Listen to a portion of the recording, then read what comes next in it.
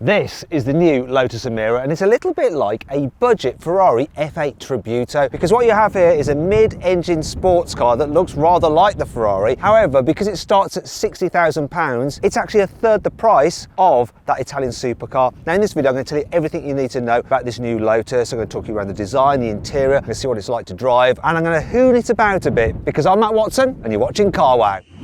Buy, sell, Car Wow. Let's start this video by talking about the engines. So you'll be able to get the Emira with two choices. One is this. It's a 3.5 litre supercharged V6 from Toyota. Puts out 400 horsepower and 420 newton meters of torque. It drives the rear wheels via a 6-speed manual gearbox. You can do 0 to 60 in 4.3 seconds and will hit 180 miles an hour. You can actually get this engine with a torque converter auto if you're completely stupid, so don't do that. The other engine choice is the 2 litre 4-cylinder turbo petrol from the Mercedes AMG A45s. In that car, that engine produces 421 horsepower, but Mercedes has down-tuned it for Lotus. So here in the Emira, it puts out 360 horsepower and 430 newton meters of torque. Drives the rear wheels yet again, but by an 8-speed dual-clutch automatic gearbox with launch control, and the result of that means it's actually quicker to 60 miles an hour. The AMG powered car can do 0 to 60 in 4.2 seconds, though top speed is slightly slower than the V6 at 176 miles an hour. Now, which engine would you go for? Put a pin comment and I want you to vote to let me know. Now I'm going to launch the Emira to see how quick it is at accelerating. Normally, what I do is measure the 0 to 60 and 70 mile times using my specialist timing gear. But unfortunately, Lotus won't let me do that today here because I'm filming at their test track in Hethel, Norfolk. Maybe that's for another time. Anyway, what I'm going to do is a cheeky little workaround. So I'm going to use this camera here and I'm going to launch the car, and then you can use your stopwatch to measure how quick it is. Now this car is actually a left-hand drive, so it's reading in kilometers an hour. So you need to look out for 0 to 100 kilometers an hour, which is 62 miles an hour, and 0 to 160 kilometers an hour, which is 100 miles an hour. So I'm going to launch it now. Let's see how we go on the bike. Rev it up. Oh, launch is good. Oh, shifts pretty brutal. Oh, that was a good one. Come on, keep going. There we go. Hopefully you know how quick it is from 0 to 60 and 0 to 100 miles an hour. You'll have to rewind the video and time it again if you didn't do it properly. I have no idea myself, I couldn't see. The Lotus Emira has some pretty big brakes. So you've got 370mm discs at front and 350mm discs at the rear. And compare that to a Porsche Cayman GTS, which has 350mm at the front and 330 at the rear. Both discs are gripped here by 4 piston calipers. Let's try them out. Now let's see how quick this car can stop from 60 miles an hour, but once again, because I'm not allowed to use my specialist timing gear, we're going to have to come up with a workaround. So this is my audio recorder. I'm just going to suspend it from there, and we're going to see exactly how this moves when I brake from 60, see if we can figure out the braking force. Hopefully this will work and it won't break. Well, the car will break, but that won't. So I'm going to get to 100 kilometers an hour, then do a full emergency stop. You'll also be able to say on the speedo how quick it stops from 100 kilometers an hour. There we go. Get to 100. Oh, look at that! Oh, yes! Yes! It stops really good, as illustrated by my specialist audio device. In fact, the speedo couldn't keep up.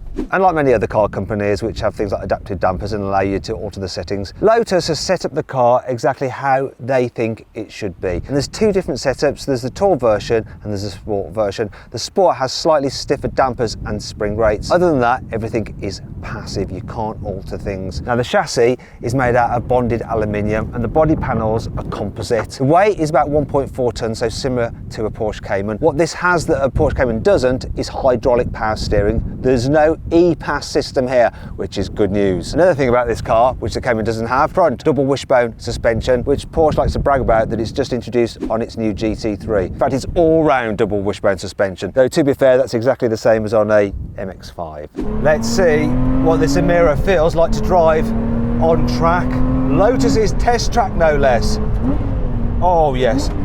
It feels so much like a Lotus. It may be heavier than an Elise or an Exige at 1.4 tons, but it still has that sort of like light deftness to the way it handles, and it's so neutral. The steering is so nice.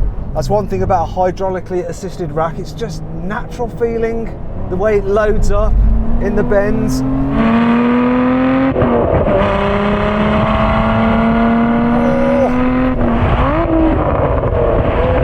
Gear shift it's got a solid shift to it. You have to be really direct and positive with it because it's quite chunky, but really ultimately it comes down to the handling and the balance on this thing is so good.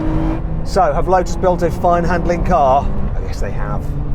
Now let's talk through the design of the Emira. So the look has been heavily influenced by Lotus's Hyper EV, the Evija, especially the bonnet design with these vents. But all the vents on this car actually serve a purpose. For instance, those let hot air out from the radiators, and it also lets air escape over the windscreen and the roof to improve aerodynamics. The vents down the side here, smooth airflow over the wheels. Speaking of which, regardless of which version you go for, you get 20-inch alloys as standard, though the design does change. These are the top of the range diamond cut alloys, which you get on the first edition model. You can actually change the colour of your brake calipers. This car also has the black pack, which includes a contrasting black roof. Do you know what? From the side, it really does look like a mini F8 Tributo, doesn't it? If it was in red, it definitely would. Anyway, more vents here. Once again, real, feeding air into the engine. Speaking of which, when you come around to the back, you can look through the glass screen and you've got a powder coated plenum, which is really nice. What's also nice is there's no fake exhaust. These are real, completely real exhaust. Well, actually there's exhaust surrounds, the real exhaust are in there, but still they're quite large. I like the fact that the surrounds have the Lotus triangle just etched into them there. Then there's a diffuser, which is real. It does improve the airflow and aerodynamics of this car. But the best bit about the back of this car, the vents here, where you can actually see the tyre through them. That's just like on the Evija. In fact, if you want to see my video of the Lotus Evija, click on the pop-out banner up there for the link in the description below. One of the things that's always let Lotuses down in the past, when you compare them to something like a Porsche Cayman, is the fact that the interiors were just a little bit basic and not that well made. Well, that has completely changed now. The interior of this Emira is really impressive. And we've got leather everywhere in this car, and it's two-tone. You can change the different colours as well. Just feels really expensive. I'm amazed with what they've done. And you've got the tech as well. So you've got a big digital driver's display, big central screen here as well. Now, I think it's a little bit dark in terms of the colour schemes they've gone for, but the main driver's screen, you can cycle through different information, control your stereo. You can also have your sat nav in there, but you're not going to be using normal sat nav. You're just going to plug in. Well, actually, you're not even going to plug in because this car has Apple CarPlay and Android Auto, which are wireless, and you get full widescreen for your Android Auto. You don't get that on many cars, to tell you the truth. Sometimes they cut it off with little black bits at the side. Really impressed with that. I'm also impressed with the feel of the materials, like Alcantara on the steering wheel. They can have leather, got a little center stripe there, which you can have in different colors, which is ideal if you're on track a lot. Yeah, it just feels really nice, and it's practical as well. So look, right, you've got some decent sized door bins, which will fit a big bottle. You've got two cup holders here of different depths, depending on what size of coffee you go for, and you can fit the big bottle in there as well.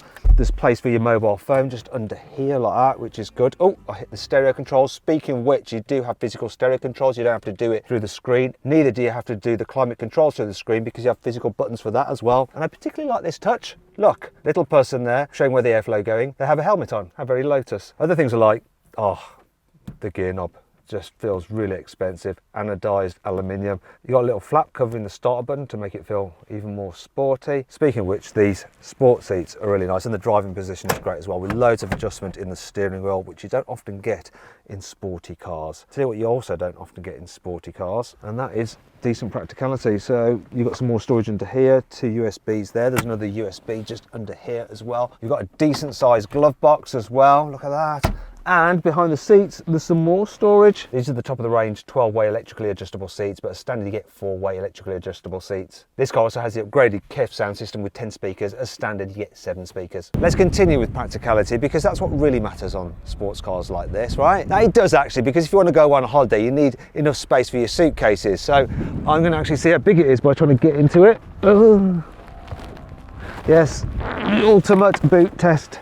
So yeah, I can sit in here, but it's only 151 litres. If you need to carry lots of stuff and you want a rear-wheel drive sports car, you might want to check out a Ford Mustang, and you can watch my full in-depth video review of that car by clicking on the pop-out banner up there, or follow the link in the description.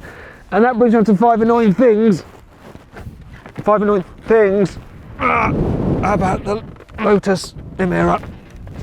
Piano black plastic may look all shiny when it's new, but it scratches really easily. I mean, look on this particular car, there's already some very visible scratches, and I will just do my head in. Because this car has a mid-mounted engine, there's nothing under here, which means there's storage space, like on a Porsche Cayman, right? No, there's no storage under here at all, unfortunately. I don't know why, but Lotus hasn't given the driver their own vanity mirror. If you're buying a 2-seater sports car like this, you're probably quite vain. I mean, even the Dacia Duster I came in today has a driver's vanity mirror. What's going on? The location of the reversing camera leaves it quite exposed to road grime, so in the winter that's going to get covered in muck, and because there's no actual inbuilt washing system like you have on some cars, like a Nissan Juke for instance, you're going to have to get out of here and then wipe it with your finger in order to be able to see where you're reversing. A lot of two-seater sports cars get ISOFIX anchor points on the front passenger seat, but not here, not on the Emira, no.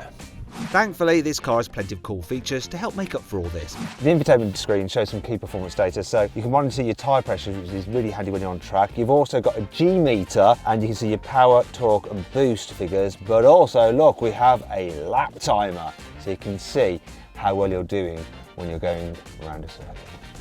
If you go for the sport chassis of the Emira, you can choose between either having the Goodyear Eagle F1 tyres, which are more road biased, or Michelin Pilot Sport Cup 2s, which are more track biased. They're a no cost option. If you're going for the manual version of the Emira, you're clearly a total petrol head, and so you're going to love what they've done with the gear linkage. Look, it's visible. That is so cool, isn't it? You're just going to sit there looking at that and go, oh. Let's find out if the Lotus Emira has a soft limiter. So go on, start it up. Give it some revs. Oh, what a shame. Actually, there's a way around it. All you have to do is depress the clutch. Now rev it up. Yes! Oh, yes! Oh, thank God for that. You can upgrade this car to have a driver's pack, which includes a torque sensing limited slip rear differential, which is handy if you want to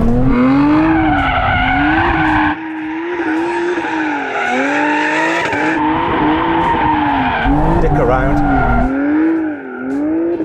So this new Lotus is definitely good fun, but you know, I was expecting that. It's a Lotus, right? What about using it as a daily driver? It really is easy to live with. The first thing is the interior, it's just lovely. The fact that you've got a low dash also means that you get great forward visibility, just like in an Elise really. But this is a much nicer cabin to spend time in, and for just general daily driving, it's easier to live with than an Elise. Be that getting in and out of it, or just, you know, pootling around. The suspension in this car does that thing where the faster you go, the better the ride quality gets. This is where the Emira really shines. A twisty country road really has that Lotus DNA in it, the way it steers, the way it's just balanced through a corner, though you've got lots of grip, and the way it just deals with horrible British bumps. It's got that Lotus magic.